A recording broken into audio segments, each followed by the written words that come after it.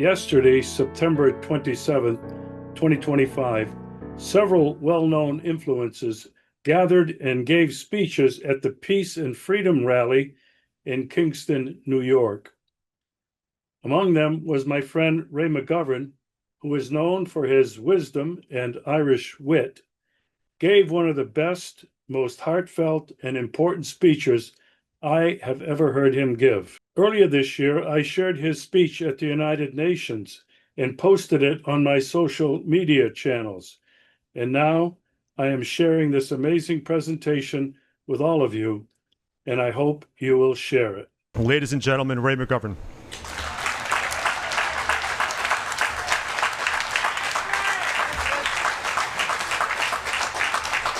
Whoa! Thank you. Wow, thank you very much. This is terrific. You know, my Irish grandmother used to always say, "Show me your company and I'll tell you who you are." I'm in good company and I can see you smiling and say, "Raymond, you did a good job with the company you now keep in the state of New York. I'm glad to be back." Now there are several. Is this okay? Am I? Let me see. Is this good? It is. Okay. Now I'm from. I think that. Okay. Good. I'm from the Bronx. There are many other people like Joe. Oh, most of you are from the honorary Bronx. Gerald and Joe Lorio, who just spoke, are also from the Bronx.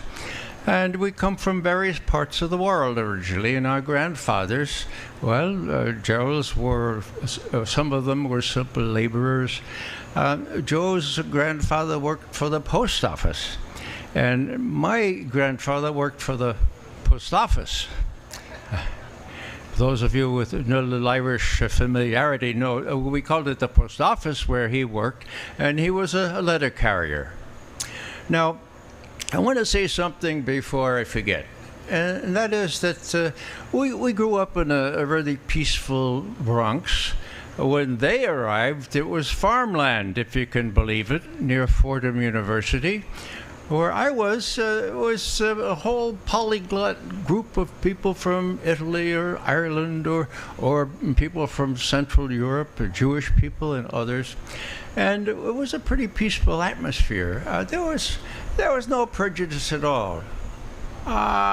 Wait a second now, McGovern. Be a little bit honest here. There was prejudice. You know what there was? There was anti-Semitism. It was real. There were all kinds of jokes, all kinds of criticism of Jewish people, even in the neighborhoods where they flourished and lived. And this came back to me in spades when I was reading, was it Doris Kearns Goodwin book, No Ordinary Times, okay? And she tells a story about FDR, my father's idol, being urged to take in Jewish refugees from Central Europe on boats that had already arrived off our shores, and FDR saying, "No, we're not going to take them in." And she said, "Franklin, for God's sake, you have to take them in." I said, "No, we're not going to do it." "Why not?" "I can't tell you, we're just not going to do it." And you know why they couldn't take them in? Because it wasn't a politically advantageous thing to take in a bunch of Jews in the United States. So let's be honest, folks. There has been and there is anti-Semitism, as distinguished, please understand, from anti-Zionism. I am an anti-Zionist through and through. A little footnote here. What Eleanor did actually was with one large ship with all kinds of immigrants on it, most of them Jewish. She had fake visas printed and it's distributed, had them distributed off the shore of Virginia, had them all come on board, so disappear into the foothills there. You'll be okay. You don't have to be turned back to sure death. So I just want to go on record as saying, that's the attitude that I experienced growing up.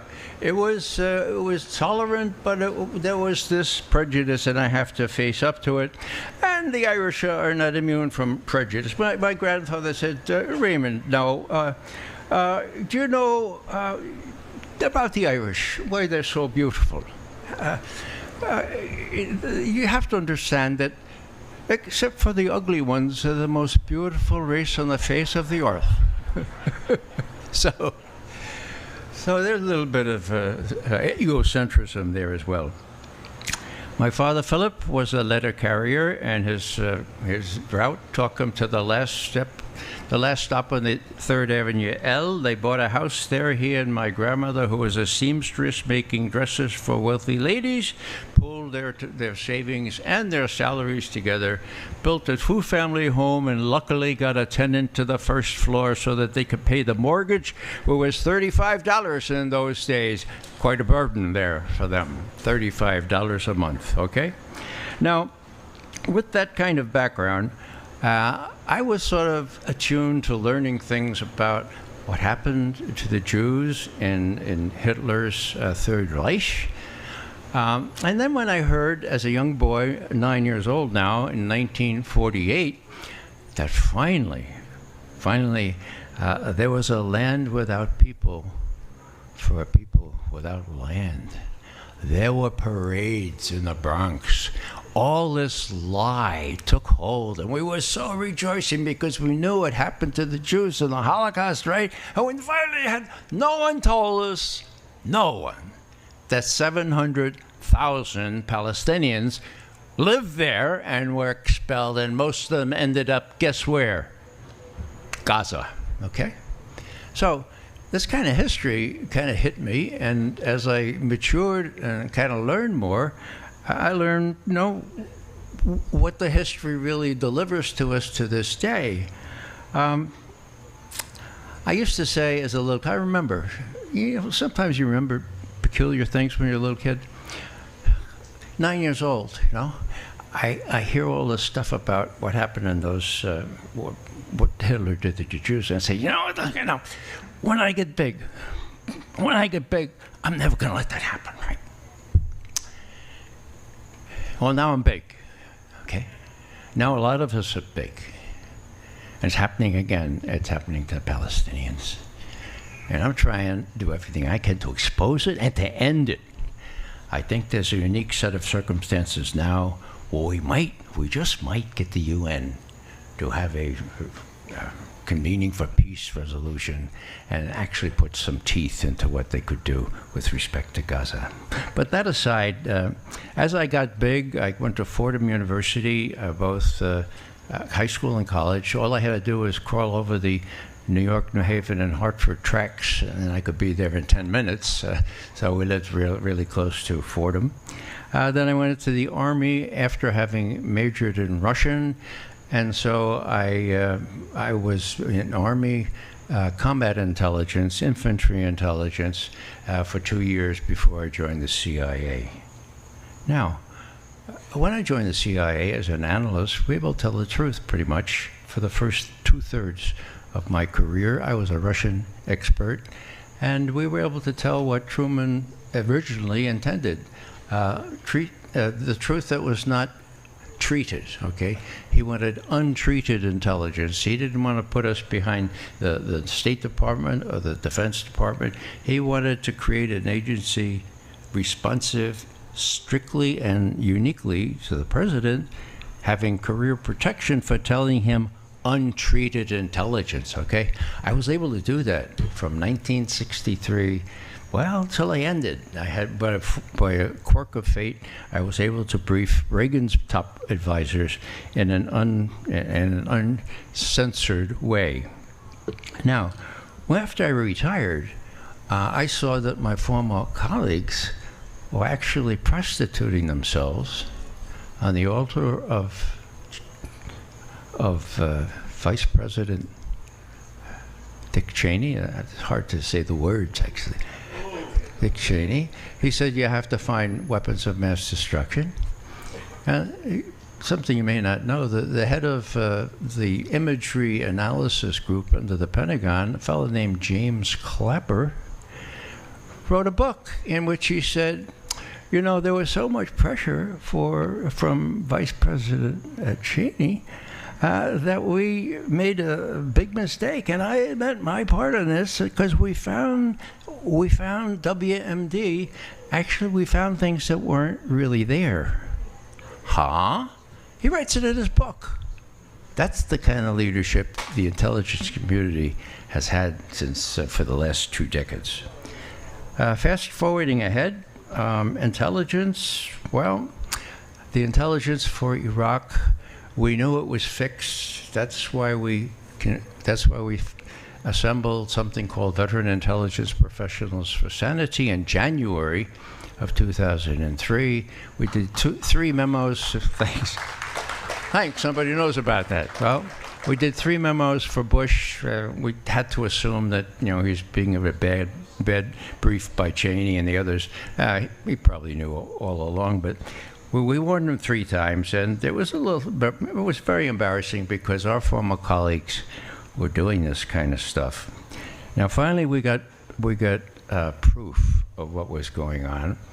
The head of British intelligence briefed Tony Blair, future governor of Gaza. My God.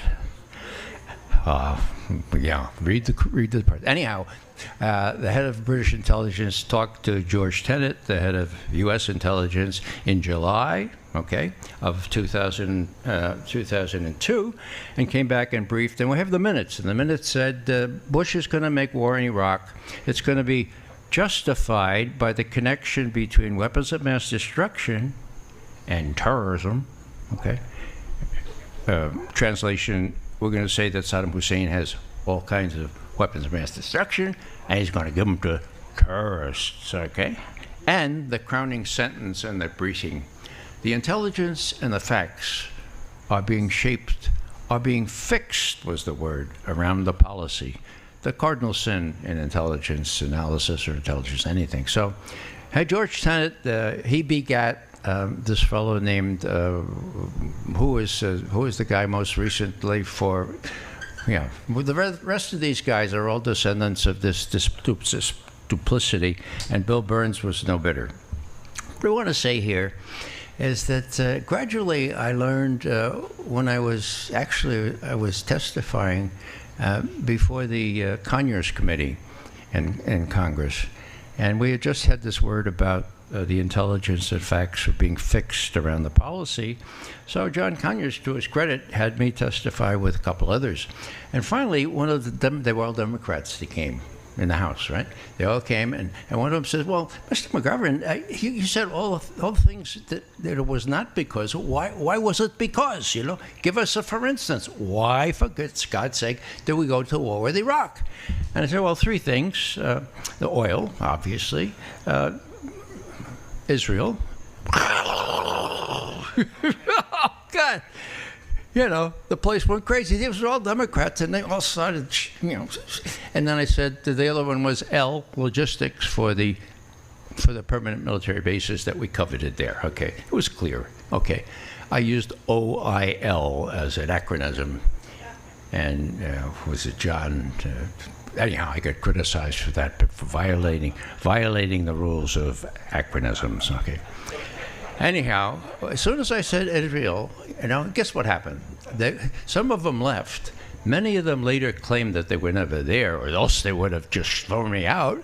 But I became called an anti-Semite that evening by the head of the Democratic National Committee, a fellow named Howard Dean, who came in, gave an interview, sent a circular around, and it's a long story, but I became anti-Semitic automatically because I said Israel was one of 3 reasons for Iraq, the war.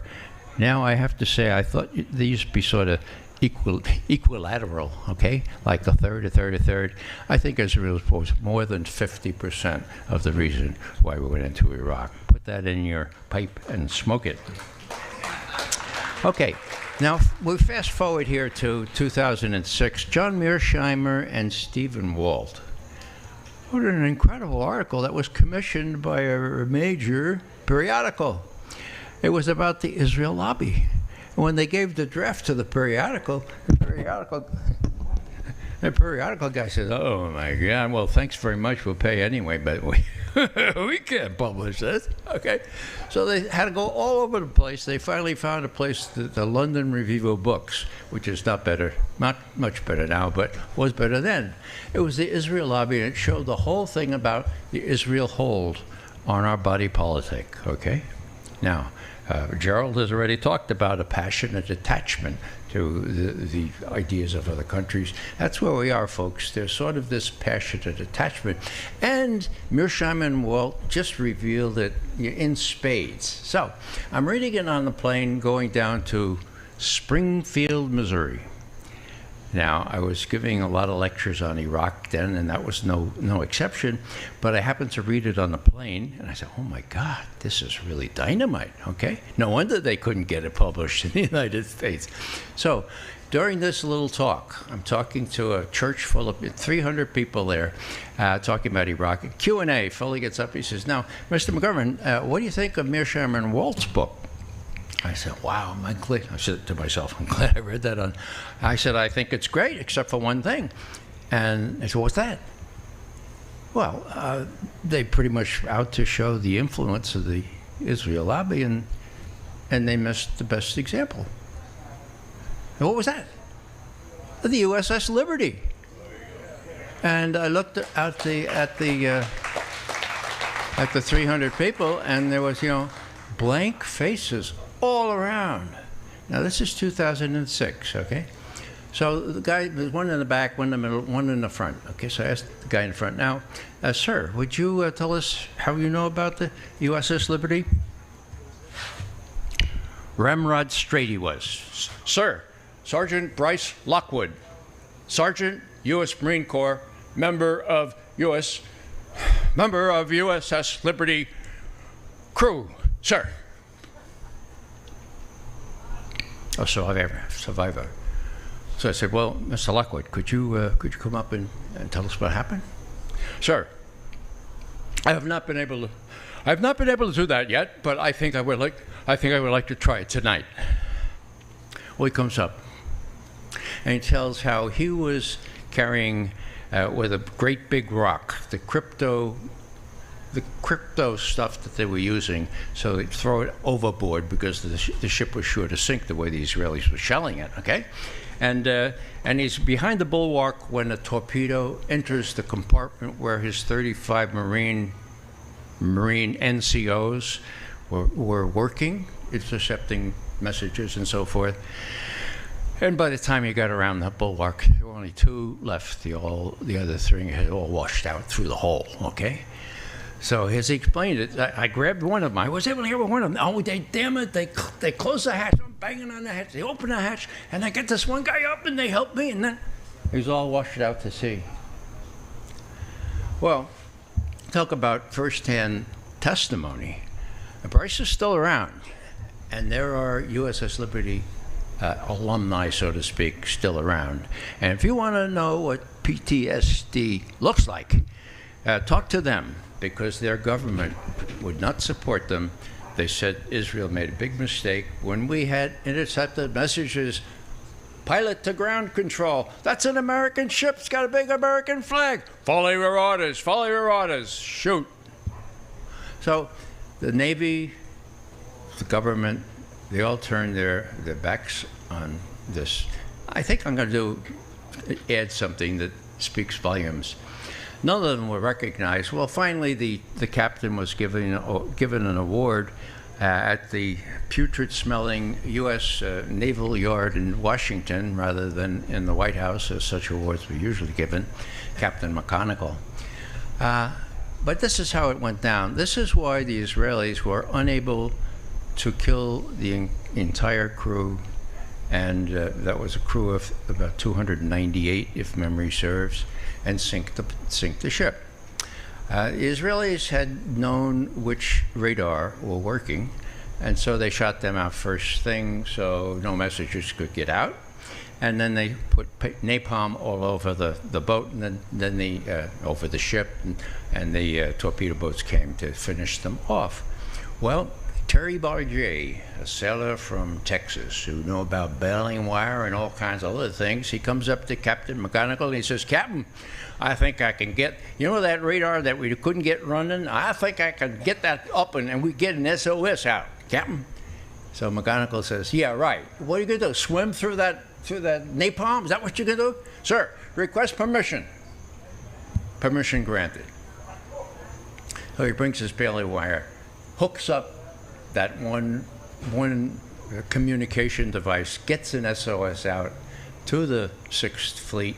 The Israelis intercepted immediately, cut off their attack, go back to Ashdod, and go back to their other bases. So, why do I mention that? Well, Terry Barget ended up working for a fellow named Devin Nunes, a congressman from the Central Valley of California. Now, there's nothing to associate me with Devin Nunes's politics, but there is lots to associate me with his courage, because he begged the Navy and got the Navy to approve the next highest Medal of Honor thing for Terry Barget. And I learned about it. It was on the next plane there to Visalia in the Central Valley. It was a wonderful kind of little. The press there was saying, "No, Terry, show us your wounds." Pulls up a shirt that's full of shrapnel wounds and stuff. So anyhow, there are people that come to the fore here, and I have a lot of respect for Devin Nunes, the more so because his opposite number, another senator now from California, whose name is Schiff, Adam Schiff, is about to go to jail if justice is served, because he just Please send the hook. I talk forever even. Okay, here's how I want to finish this thing up. Just to set the record straight, in 1967, when the Israelis occupied all these territories that they occupy now, right? Okay. We were all told that, the Egyptian army was really threatening them, and they had to do it. Well, that was BS, okay? How do I know that?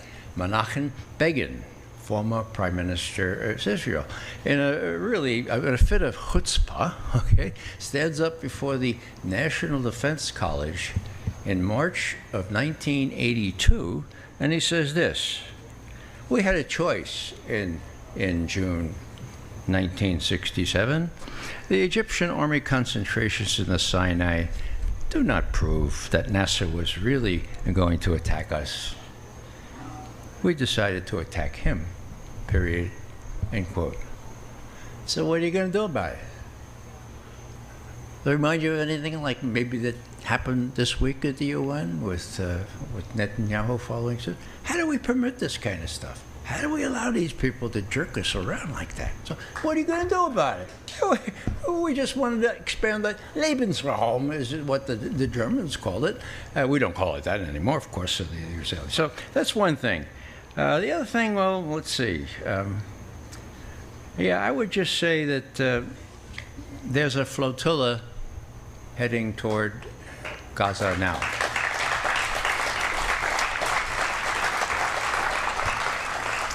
Oh, that little sign there says Israel knew about October 7. We are holding them accountable.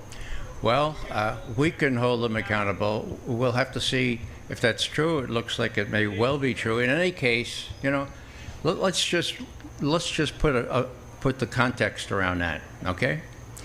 Even if it was Hamas, who without prior warning to the Israelis, or Netanyahu not being known about it, even if it was Hamas, it was totally justified under international law. Occupiers have no rights. Those occupiers have every right to proceed against occupiers, to include under international law to include violence. Now, I don't like violence. Okay, I'll tell you one time when I'm really glad that I was well trained on nonviolence. Okay, I was up in the CNN 10th floor or something in Washington, and it looked like a morgue because Senator Lieberman and Paul Wolfowitz were just so downcast because Obama wouldn't go to war with Syria. It was awful. It was terrible. And Obama had worked out a deal with Putin, of all places. And Putin says, look, we'll get the Syrians to give away all their chemical weapons to be destroyed under UN supervision, so you don't have to go to war. And Obama says, really? Yeah, really. And so it just come out. These guys looked really good. I was doing a little BBC interview. I think I may have made my last BBC interview. And I came out and I opened the door and whoops, I almost pushed this guy over, this little guy, Paul Wolfowitz.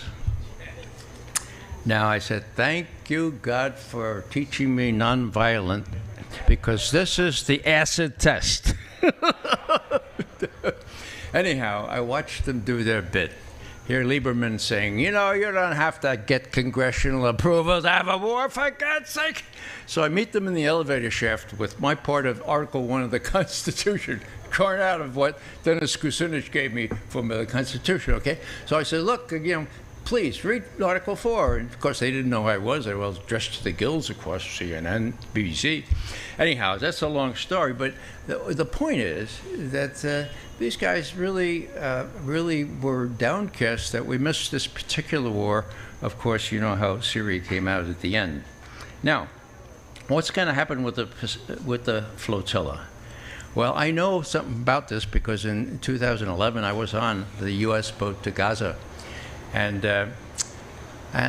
we tried to get the president to tell Netanyahu, who was prime minister then as well, to leave us alone. But I got a word from somebody really well connected with the NSC. Hey, look, Ray, I just got the word from a well plugged in source there. They're perfectly willing, this is a quote, they're perfectly willing to have cold corpses of activists shown on TV if it comes to that. In other words, yeah, they tried to persuade Netanyahu, but he said, forget about it. What happened the year before with the Mavi Marmara, where 9 people were killed? Well, we can do that again. One of those 9 was an American citizen, by the way, okay? So what did Obama do? He wouldn't. Well, we were all set to sail out of Piraeus right into the Mediterranean. We're all set, okay? And he said, oh, you can't go. We have word now that not Obama, the Greeks said, your air conditioning system needs a special port, and we have to. It's just so stupid. So our captain, violating all kinds of rules and laws, we went out 9 nautical miles, glorious nautical. Alice Walker was one of our passengers. So there were people from New York Times with us, And finally, the Greek Coast Guard came and said, no, you can't go anywhere. They were very apologetic. We were just following orders. So Obama had leaned on them not to let us out. He didn't want Alice Walker to come home in one of these cold corpse outfits thing. So we weren't able, after putting lots of money and lots of action into the U.S. boat to Gaza under U.S. registration, Obama chickened out. That's the way U.S. presidents react when Netanyahu says no, okay? Now, so, this is really bad, and I can go on, and I'm not going to go on. I just want to sort of to say that not only with respect to the things I've been saying, this passionate attachment that Gerald warned about, but the whole business with respect to Russiagate and preparing most of your co-citizens to believe that the Russians are evil incarnate, that they don't believe now, even though there's documentary evidence that this whole thing was all made up out of hell cloth. Jim Comey is going on trial. I think he deserved to be in jail. I know exactly what he did, okay? But whether he will be, at least there are people trying to hold these people accountable, and that's really, really good. And you know, with all the things that Judge Napolitano said and others, the Bill of Rights, my God. Separation of powers, my God. So, this is a time of crisis. But it's not the first time, folks. We have some good example, all right?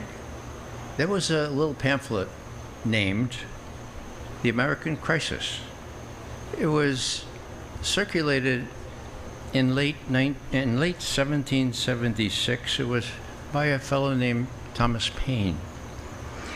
George Washington read it, or had it read, to all the troops under his command before he went into Valley Forge. Quote, "These are the times that try men's souls. The summer soldier and the sunshine patriot will, in this crisis, shrink from the service of their country. But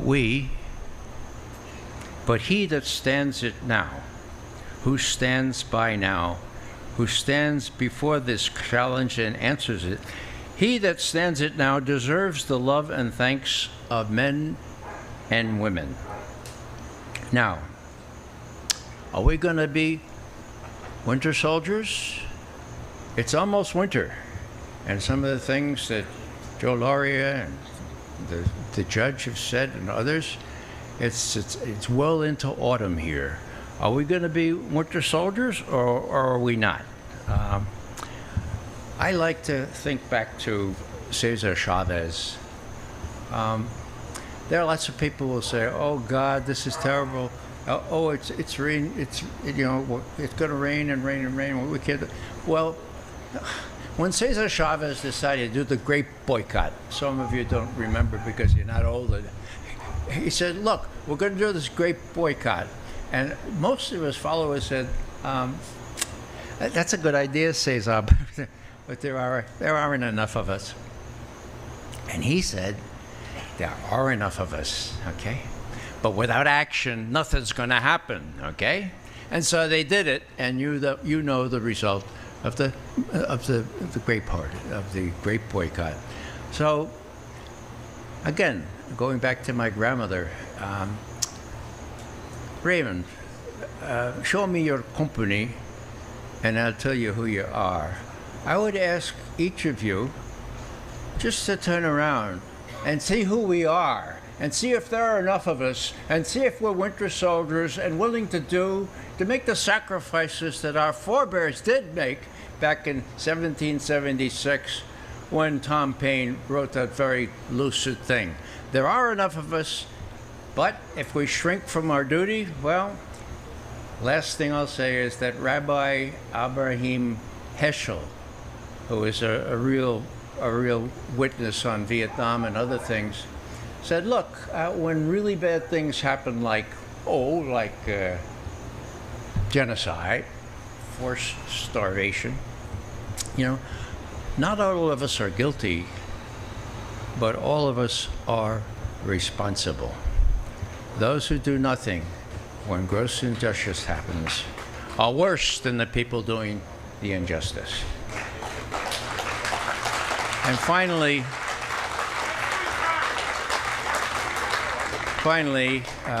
just going back to my Irish heritage here, I kind of know in my bones or in my genes or chromosomes what forced starvation means. Luckily, two of my great-grandfathers were able to escape it. When I was a boy, we get letters from Ireland that were read on, there was no television, read on the radio and shared widely. And there was a song, and it had to do with the praties, the little potatoes. And it went this way, and I'll close with this. Think about Gaza now, where there are not only no praties, but nothing much else to eat. The praties, they are small. Over here, Oh, the pretties, they are small over here. Oh, the pretties, they are small, and we're coming to the fall, and there's not enough for all over here. We're over here, but we need to be engaged everywhere. Thank you very much.